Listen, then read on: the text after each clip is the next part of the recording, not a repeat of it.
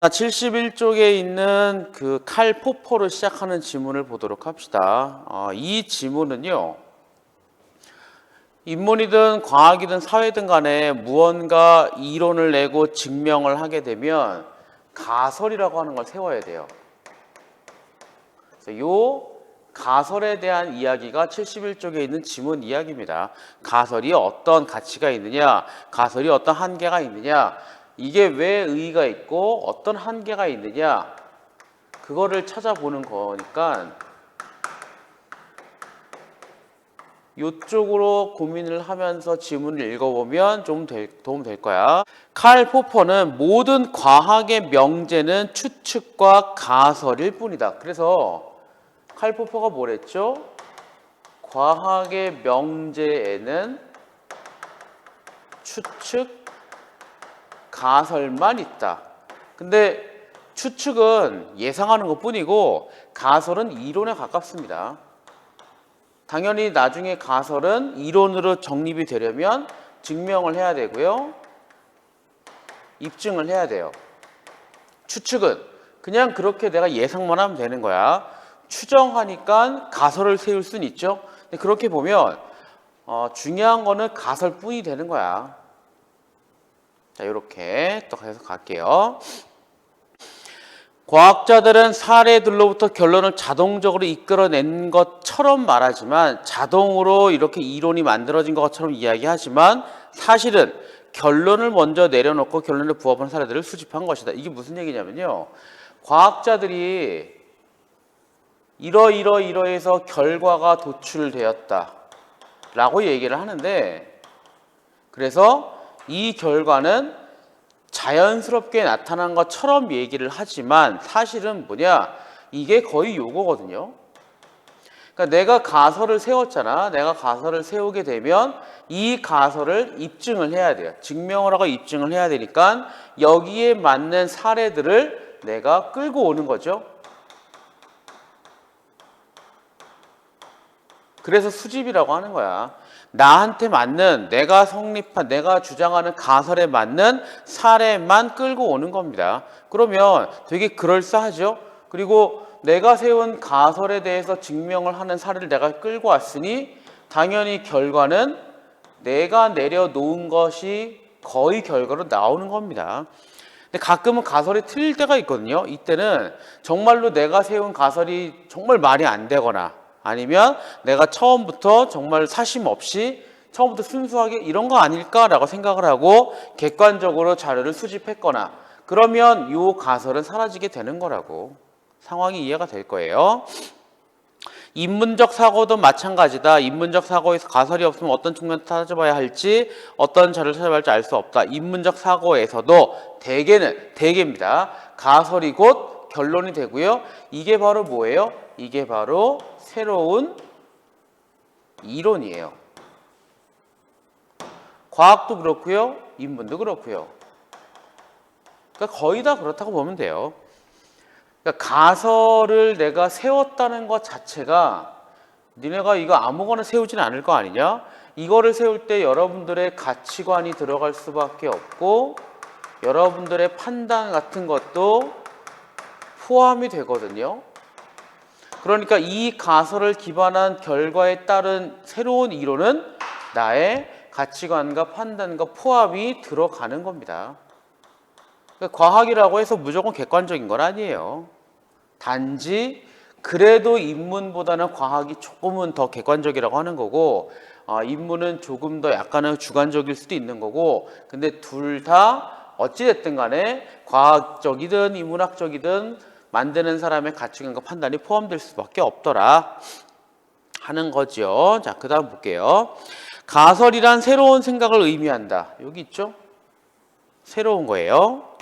기존의 관념 혹은 상식을 가설로 삼을 이유가 없기 때문이다. 그렇죠? 기존에 있는 관념이나 생각이 있으면 상식이면 그건 그냥 정해져 있는 거야. 이미 입증이 된 거잖아.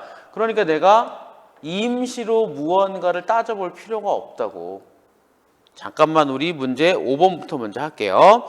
기억과 니은 사이 생략된 전제로 가장 적절한 거는요. 칠판 지우고 설명합시다.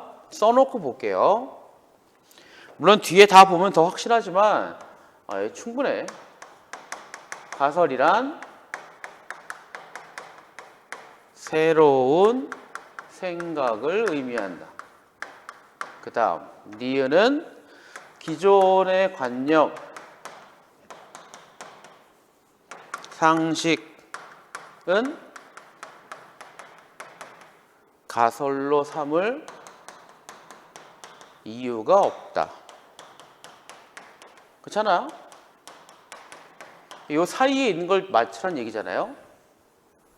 가설이란 새로운 생각이다. 기존의 관념 상식은 가설로 삼을 이유가 없다. 그러면 여기는 뭐가 들어가야 돼요?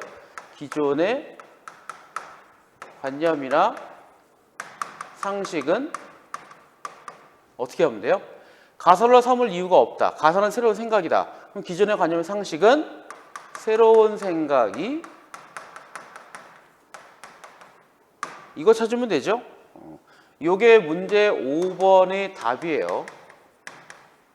그러면 기존의 생각이나 관념은 새로운 생각이 아니다. 문제 5번에서 가장 가까운 건 뭐죠? 그래서 5번이 되는 겁니다. 그래서 5번이에요. 문제 5의 답은 5야. 이게 약간의 그 3단 논법 같은 것도 헷갈릴 수 있긴 하겠지만 헷갈리면 따져놓고 봐. 가설은 새로운 생각이야. 근데 기존의 관념과 상식은 삼을 이유가 없어. 왜? 새롭지 않으니까. 그게 요 얘기잖아요. 그래서 문제 5번의 답은 5번이에요. 근데 선생님 뻔한 거 아니에요? 그래 뻔한 거야. 그래서 니네 헷갈리면 안 되는 게 전제라고 하는 문제가 나올 수 있거든. 어디가 됐든 간에. 전제는 잘못하면 뻔한 거라고. 뻔한 거. 뻔한 거 찾는 거로 니네가 헷갈릴 수도 있어요. 뻔한 걸 찾으니까 당연히 머릿속에는 당연하다고 생각하거든. 그러니까 니네가 못 찾고 넘어갈 수가 있는데 헷갈리면 이렇게 써놓고 보면 그래도 좀 덜 헷갈린다고. 이것도 방법 중에 하나입니다. 어쨌든 5번이에요. 가설을 세운 사람이 자료 수집을 하는 목적은 아까 이거 증명 입증이라고 그랬잖아요. 내 가설을 입증하려고 자료를 찾는 것인데 자신의 가설을 논증할 자료가 찾는 것에 있다. 최대한 열심히 찾을 겁니다. 어디 끝에 아주 구석에 있는 거라도 끄집어 올 거예요. 그리고 내 가설에 반대되는 주장이나 자료 같은 거는 애써 외면할 수도 있다고. 선생님 그 조작 아니에요? 일종의 조작이라고 볼 수도 있지. 근데 내가 어떤 가설을 세우고요. 내가 어떤 가설을 세우고 내 가설을 뒷받침할 만한 자료를 한 100개를 찾았다. 근데 내 가설을 뒷받침하지 않고 오히려 방해가 되는 자료가 5개가 있다. 그러면 입증할 만하죠. 이게 있지만 애써 무시하면 되는 거야. 내가 열심히 찾았는데 여전히 100개를 찾았다. 근데 내 가설을 반대할 만한 자료가 한 5만 개쯤 된다. 야, 이거는 애써 무시하기 쉽지 않죠? 하지만 어쨌든 무시할 수는 있습니다. 왜? 얘가 중요한 거니까. 일종의 가설을 입증하는 거는요, 맞춰가는 거야. 답은 정해져 있잖아요. 그렇게 생각하면 돼. 한 몇 년 전에 잘 쓰던 말 중에 답정 있잖아, 답정. 요거 비슷한 개념이에요. 가설도 내가 정해 놓은 걸 찾아가는 과정이다. 그렇게 볼 수 있어요. 야, 니네 열심히 공부하는구나. 야, 진짜, 야, 멋지다, 야. 오, 어떻게 집에서 그렇게 공부하지? 나 같으면 못해요. 나 같으면 못합니다, 그거. 아니지, 고등학생은 가능해요. 대학생만 돼도 니네처럼 좀 못한다, 이렇게. 이렇게 공부는 딱 고등학교까지만이에요. 그러므로 가설을 세운 사람은 기존의 관념에 합치되는 자료들의 검토를 부지불식간에 무시하곤 한다. 내가 일부러든 모른 척 하는 거든 진짜 모르든 간에 아까 이야기했던 5개 요거는 무시하는 거예요. 왜? 내 가설 입증에 반대가 되는 거잖아. 방해물이잖아. 무시한다. 객관적으로 말하자면 가설의 논거가 될 만한 자료보다는 그렇지 않은 자료, 기존의 관념에 합치되는 자료가 훨씬 많을 것이다. 그럼에도 불구하고 자신의 가설을 증명해주는 자료가 그러지 많다고 느낄 수 있다. 중요한 말은 느낄 수 있답니다. 느낄 수 있다예요. 이게 요거랑 다른 말이죠. 그러니까 내 가설을 입증하기 위한 자료가 여기 아까 얘기했지만 100개가 있다. 우와, 100개나 있다고? 기존의 이론에 합치하는 게 10,000개가 있다. 10,000개밖에 없군. 이렇게 생각하는 거야. 그래서 이렇게 생각한다고.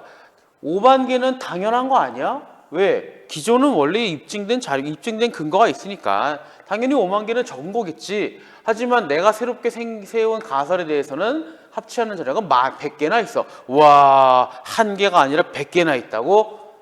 이렇게 활용하는 거고요. 그래서 느낀다고 말을 하는 겁니다. 사실이 아니에요. 가설을 세우고 그것을 입증해가는 과정은 진실 증명의 과정처럼 여겨지지만, 자, 또 보세요. 진실 증명의 과정처럼 여겨지지만, 여긴다는 이야기는 이거는 가짜라는 얘기가 똑같아요. 내가 그렇게 생각한다 뿐이야. 근데 여기서 뭐라 했죠? 사실은 진실 구성의 과정에 더 가깝다예요. 그럼 여기서 중요한 말이 뭐냐? 핵심은 요겁니다.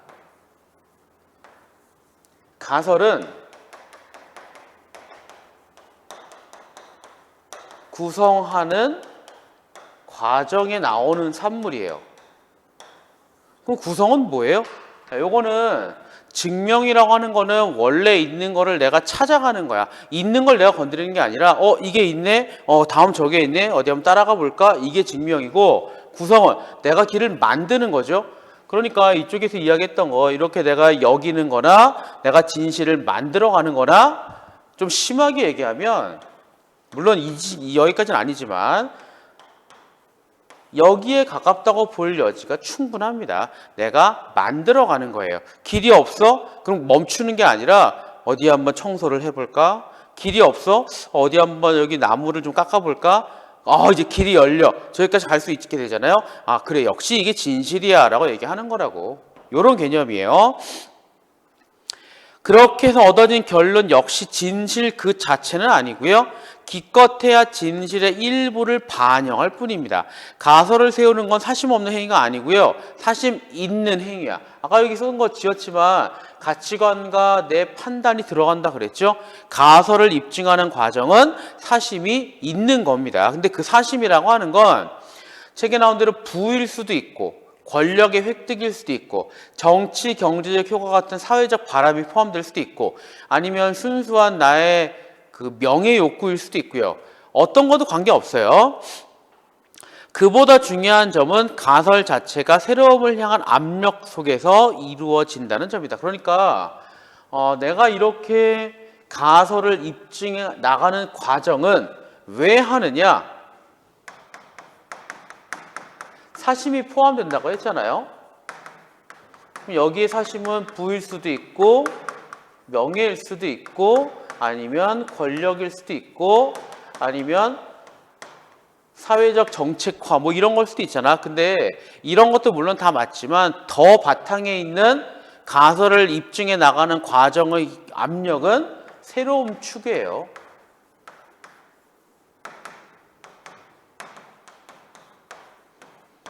그러니까 요게 아니라는 건 아니야. 요것도 맞고요. 이게 제일 크다라고 글쓰리는 주장하는 겁니다. 기존에 있는 거를 내가 없애고 새롭게 나아가는 그게 나한테 주는 압력이 가장 크다는 이야기죠. 가설은 다른 가설과 지적 세계 경쟁해야 되고요. 그 역시 또 다른 설정 압력으로 작용한다. 그러니까 다른 가설과의 경쟁.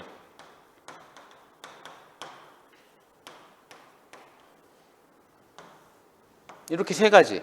요 세 가지로 인해서 가설이 자꾸 나오는 겁니다. 선생님, 그러면 가설이 왜 중요하죠? 결국 가설이 이거저거 되게 많은 거는 그게 결국에는 발전을 이루는 핵심 요소잖아요.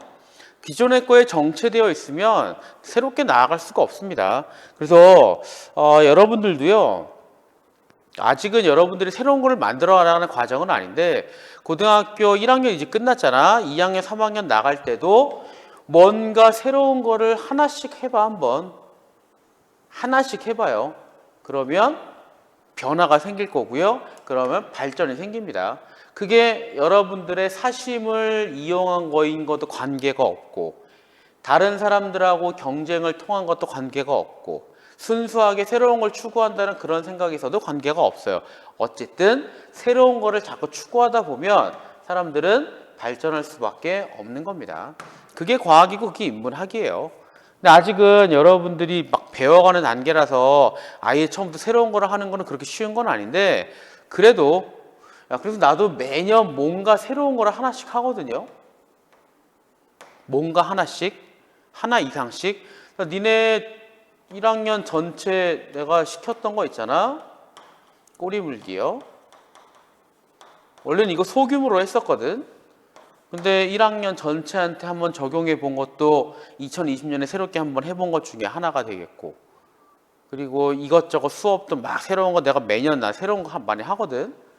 특이한 거, 좀 특출나 보이는 거 하다 보면 나아지는 겁니다. 근데 내가 이거를 했더니 다른 선생님들도 그래? 나도 한번 해볼까? 라고 하는 거잖아. 그럼 전체적으로 발전이 되는 거 아니냐? 그런 맥락이라고 보면 돼. 요거는 존 듀이에 의하면 이성의 활동의 출발점은 필요에 있다. 필요하니까 뭔가 하는 거예요. 인간은 그럴 필요가 있을 때 가설을 세운다. 그러니까 이게 이런 거에 의해서 가설이 진행되는 건데, 왜 가설이 나오느냐? 필요하니까. 가설은 논증을 통해 결론이 된다. 논증이 요구를 따르는 것이지 요구가 논증을 따르는 것은 아니다. 말이 헷갈리죠? 다른 말로 하면 인간의 사고란 그 목적에 도달하기 위한 수단일 뿐이다. 그러니까 이거 지우고 설명해 줄게요. 무슨 얘기냐면 우리가 무언가 이성적으로 활동을 할 거잖아요. 무언가 이성적인 활동을 할 거란 말이야. 그럼 왜 하느냐? 필요하니까. 왜 필요한지는 아직은 따지지 맙시다. 그건 넘어가고요. 그리고 이성의 활동을 하기 위해서 필요한 게 바로 뭐냐? 그래서 가설을 세우는 거예요. 이게 있어야 이걸 하는 거야. 필요하니까 이걸 해야 되는데 뭔가 거리가 없고 방법이 없잖아요. 그래서 가설을 만드는 거고요. 가설은 논증을 통해 결론이 되는 것이다. 그래서 가설을 수립한 다음에는 논증이란 걸 통해서 결론이 되고요. 이제 결론이 나왔으니까 뭐 하면 돼요? 활동을 하면 돼요. 그렇잖아? 그래서 거기 나오는 거 봐봐. 논증이 요구를 따르는 것이, 이거는 우리가 필요하니까 논증을 한다는 이야기지 이게 목적은 아니란 이야기입니다. 달리 말하면 이 논증이라고 하는 건 도구에 불과한 거예요. 그리고 어찌 보면 이성의 활동이 필요해서 하는 거잖아. 근데 이거를 제대로 하기 위해서는 이게 필요한 거잖아요. 그러니까 여기서 말하는 가설 역시도 수단이나 도구에 불과하다고 볼 수도 있는 거고, 결론 역시 수단과 도구라고 말할 수 있는 겁니다. 그래서 인간의 사고란 목적에 도달하기 위한 수단일 뿐이란 말이다. 필요하니까의 근본적인 게 바로 목적이죠. 목적이 있겠지. 뭔지는 몰라요. 이거를 하기 위해서 이것도 하는 거죠. 그러니까 이 이성의 활동도 수단과 도구예요. 니네 거기 책에 있는 인간의 사고란 목적에 도달하기 위한 수단일 뿐이다라는 이야기는 바로 이런 얘기입니다. 그러니까 목적이 있고 나머지는 전부 다 수단이고 도구일 뿐이야. 지금 니네 앞에 있는 노트북이라거나 내 앞에 있는 카메라라거나 뭐 휴대전화라거나 다 도구인 거죠. 지금 여러분하고 내가 수업을 똑바로 하기 위해서 여러 가지 장비를 쓰잖아. 이성의 활동이나 가설 같은 거는 그런 장비하고 똑같다라고 보는 거야. 듀이는 인간의 사고가 나 한계를 알고 있었다. 그러니까 이게 수단이라고 생각을 하니까 이것만의 무언가 가치는 없다고 볼 수 있는 거 아니냐? 그런 한계를 이야기하는 거고요. 인간의 지적 활동에서 가설의 역할은 매우 크다. 인간은 가설을 세움으로써 생각을 체계화할 수 있다. 굉장히 중요합니다. 내가 뭘 해야 되지? 이러이러한 가설을 한번 세워볼까? 그 가설을 여러분들이 세우게 되면 이 안에서 체계적으로 뭔가 할 수 있단 말이에요. 근데 문제는 뭐예요?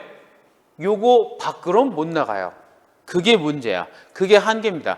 이렇게 세우는 게 있으면 여기가 끝이에요. 요 밖에 있는 이 지점에 있는 뭔가는 내가 생각도 못 한다고. 이게 어찌 보면 생각의 틀이라고 하는 거를 만들어준다는 차원에서는 의의가 있으나 체계적으로 무언가 생각해 보게 하는 그런 의의는 있으나 이 바깥으로는 못 나가게 한다는 한계도 분명히 존재하는 겁니다. 그래서 여러분들 나중에 이제 언어학과나 아니면 철학과나 인문학과 이런 데 갈 때 약간 관심이 있으면 알겠지만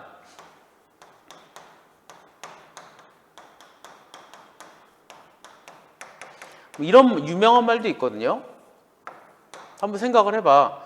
여러분들이 말을 하니까 그 말로 머릿속으로 생각을 하죠. 그럼 여러분들이 어떤 단어를 모르고 어떤 말을 할 줄 모르면 생각이 안 된다. 이렇게 보는 견해도 굉장히 많습니다. 생각해 봤습니까, 니네? 한번 해봐. 1살짜리는 말을 못해요. 해봤자 엄마, 아빠, 맘마 이 정도밖에 못하잖아. 그럼 걔네들은 생각을 할까? 할까? 하긴 하겠지. 근데 무슨 생각하는지는 모르죠. 모르겠지. 근데 지금 여러분들만큼 생각을 할까? 못할 수도 있죠.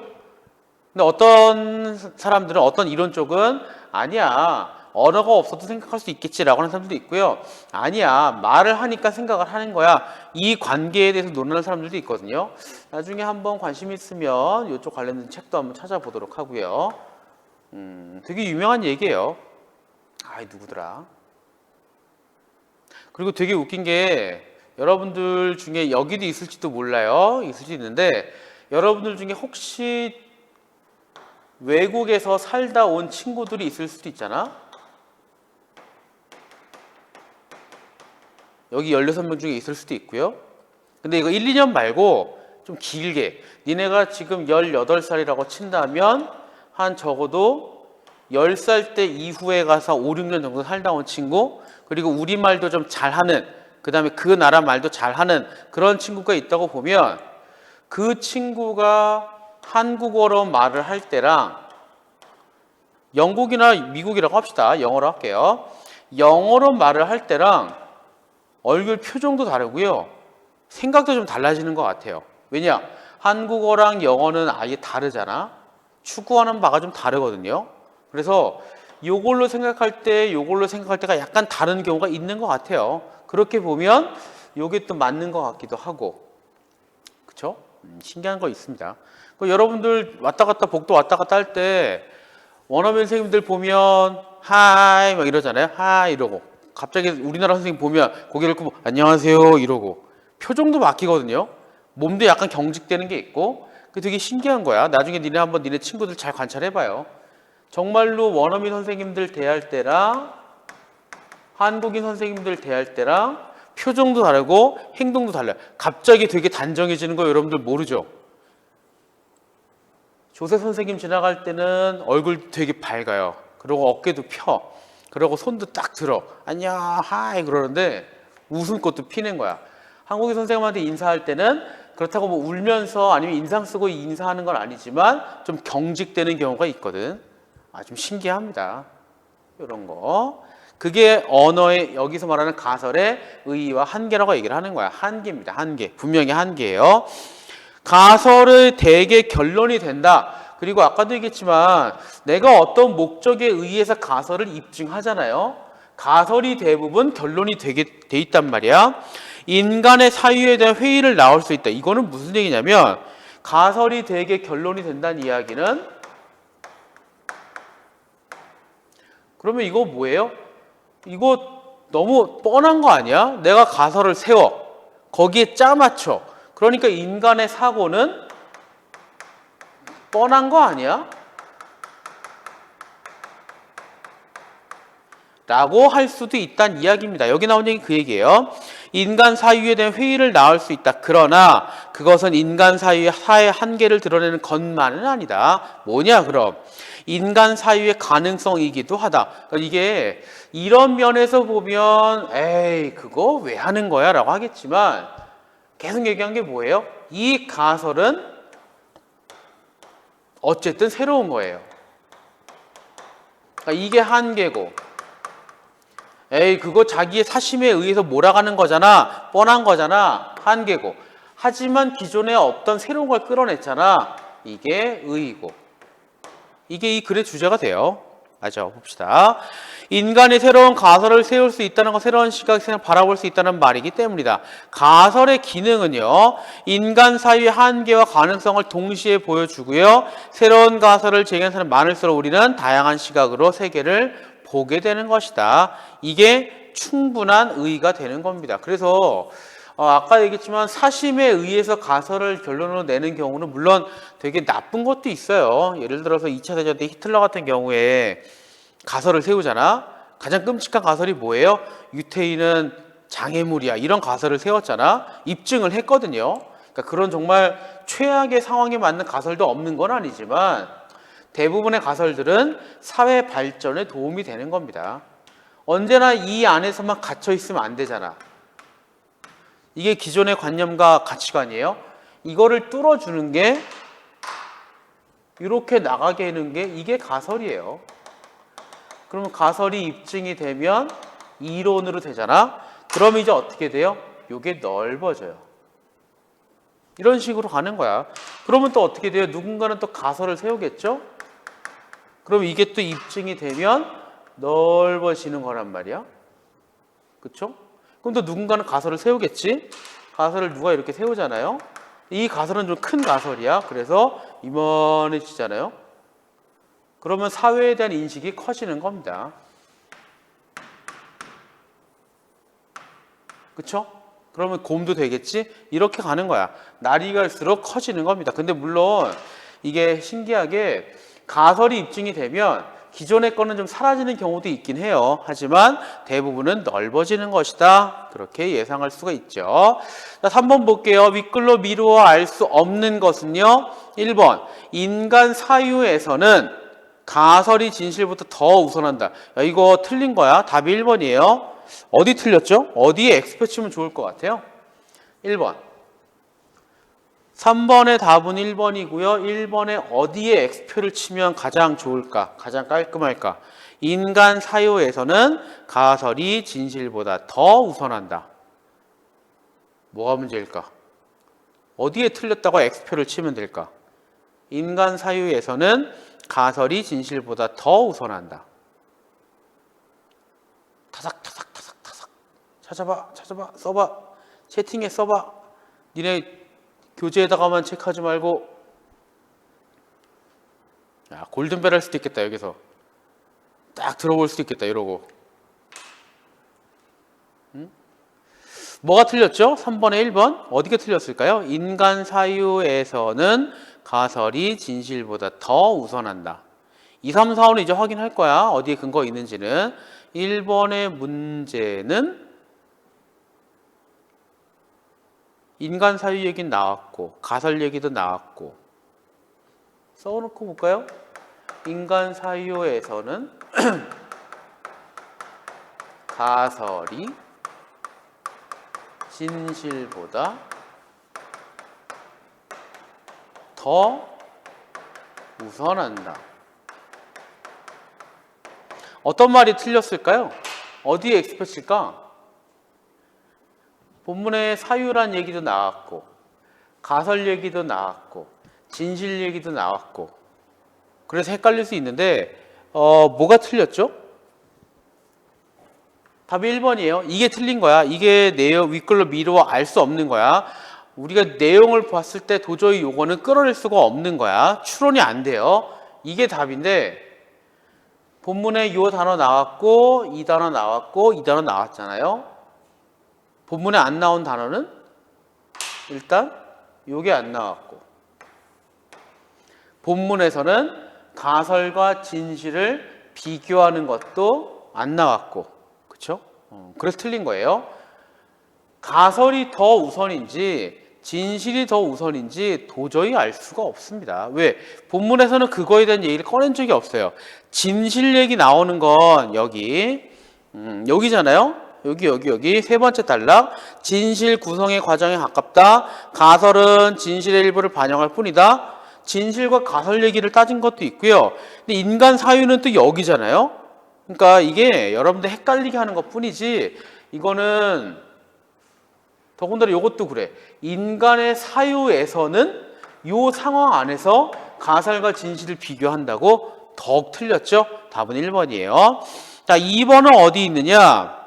목적을 이루기 위한 수단으로 인간의 사유 이루어진다. 요거는 여기 있죠? 여기. 요거. 하나, 둘, 셋, 네 번째 단락에 여기. 목적에 도달하기 위한 수단일 뿐이다. 2번 나와 있고요. 3번이요. 가설의 유무를 통한 새로운 사회성 구별할 수 있다. 요거는 여기. 요거. 여기. 가설이란 새로운 생각을 의미한다. 기존에 관한 합치되는 자료는 많을 것이다. 이런 거.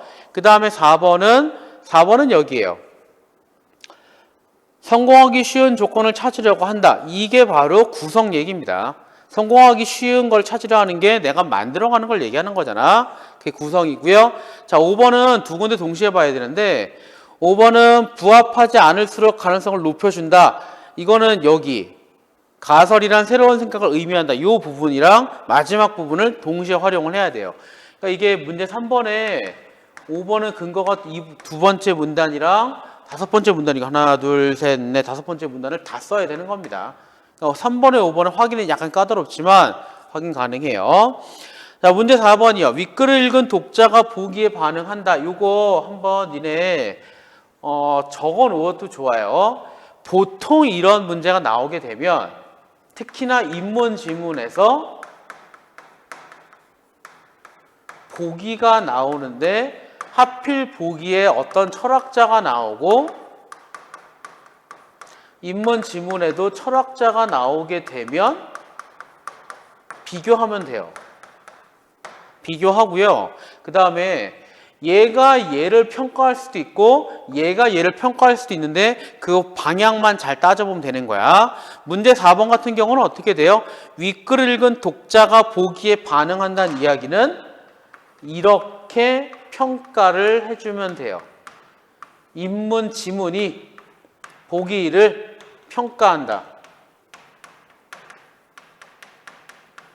이렇게 문제를 바꿔놓고 풀면 헷갈리지 않는다고. 그러면 이 보기를 볼게요.